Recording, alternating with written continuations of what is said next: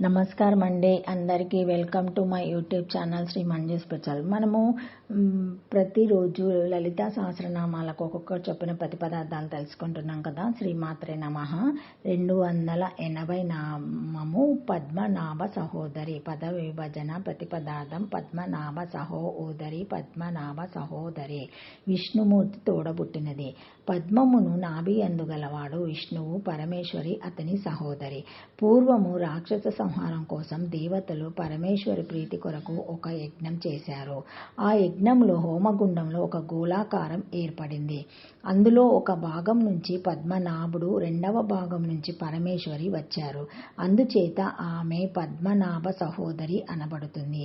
ఈ రకంగా బ్రహ్మము ధర్మము, ధర్మి అని 2 రూపాలయ్యింది. ధర్మము పద్మనాభుడు కాగా ధర్మి పరమేశ్వరి. ఈ 2 రూపాలు విష్ణువు, పార్వతి ఒకటిగా ఏర్పడిన రూపమే పరమశివుడు అఖండ బ్రహ్మాకార రూపము అని శైవమత రహస్యము.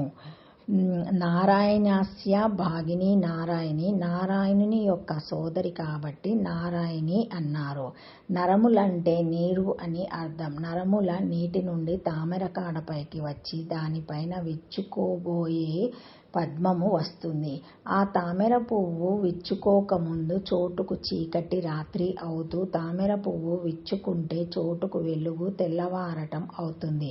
అంటే చోటుకు తెల్లవారకపోవడం నారాయణుడు నలుపు, తెల్లవారిన తర్వాత అమ్మవారు వెలుగు ఉంటారన్నమాట. అంటే తెల్లవారిన తర్వాత వచ్చే అమ్మవారు తెల్లవారక ముందు ఉండే నారాయణునికి సోదరి అవుతుంది. కంచి క్షేత్రే పురోధాత సర్వలోక పితామహ. శ్రీదేవి దర్శనార్థాయ స్తేపే సుదారుణం ఆత్మైక్య ధ్యాన యుక్తస్య తస్య ప్రతాపతో మునేః ప్రాదుర్బభూవ త్రిపుర పద్మహస్త సహోదర పద్మస్తనే చాతిష్టాని విష్ణునా జిష్ణునా సహా. పూర్వకాలంలో కంచి క్షేత్రంలో సర్వలోక పితామహుడైన బ్రహ్మ శ్రీదేవి దర్శనం కోసం భయంకరమైన తపస్సు చేశాడు. అప్పుడు దేవి తన సోదరుడైన విష్ణువుతో కలిసి ప్రత్యక్షమైంది. అందుచేతనే ఆ పరమేశ్వరి పద్మనాభ సహోదరి అనబడుతుంది.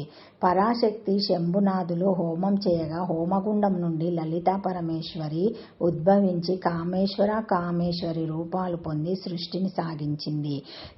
లలితాదేవి ఎడమ కన్ను చంద్రస్వరూపము. అందులో నుండి బ్రహ్మ, లక్ష్మీదేవి ఉద్భవించారు.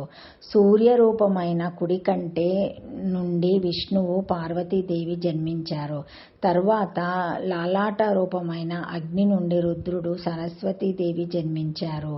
బ్రహ్మ, లక్ష్మీదేవి ఎర్రగా ఉన్నారు. విష్ణువు, గౌరీదేవి మేఘశ్యామల వర్ణంగా ఉన్నారు.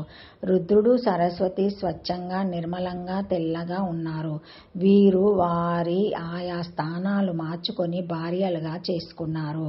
లక్ష్మీదేవి విష్ణువు భార్య, పార్వతి ఈశ్వరుని భార్య, సరస్వతి బ్రహ్మ భార్యగా అయి శ్రీ లలితాదేవికి నమస్కరించారు. కృష్ణుని తోబుట్టువుగా దేవకీ దేవి గర్భములో శ్రీ లలితామాత జన్మించి కృష్ణునికి పద్మనాభునికి సోదరైనది. అందువల్లనే నారాయణుని విష్ణు సోదరి నారాయణి విష్ణువుకు ధర్మస్థాపనయందు సహాయపడుతున్నది. పద్మాసన భగవతి, పద్మనాభ సహోదరి. ఈ 3 నామాలు పంచదశి మహామంత్రంలోని వాగ్భవ కూటమి కా, ఏ, ఈ, లా, హీం అనే బీజాక్షరాలు ఈ 3 నామాలలో ఉన్నాయి. పద్మాసన ఇందులో కాకారము విష్ణువును సూచిస్తుంది. భగవతిలోని భగాలో ఏకారము, వతిలోని ఈకారము కామ కళారూపము. పద్మనాభ సహోదరుడు ఇంద్రుడు. ఇంద్రుని సూచించే బీజం లాకారము సహా ఊదరలోని ఆ, ఊదా, హాం, హోదా అవుతుంది. ఈ 2 కలయిక హాం, హీం అవుతుంది. అంటే సహోదరి శబ్దం రులేక హీం అవుతుంది. ఓం పద్మనాభ సహోదరాయ నమః. అష్టాక్షరి శ్రీమాత్రే నమః. Thank you for watching my video. Please like, share, comment, subscribe to my channel. మరిన్ని వీడియోస్తో మళ్ళీ కలుస్తానండి. ఈ వీడియో మొదటిసారి ఎవరైనా చూసి ఉంటే తప్పకుండా లైక్ చేసి సబ్స్క్రైబ్ చేసుకోండి. Thank you.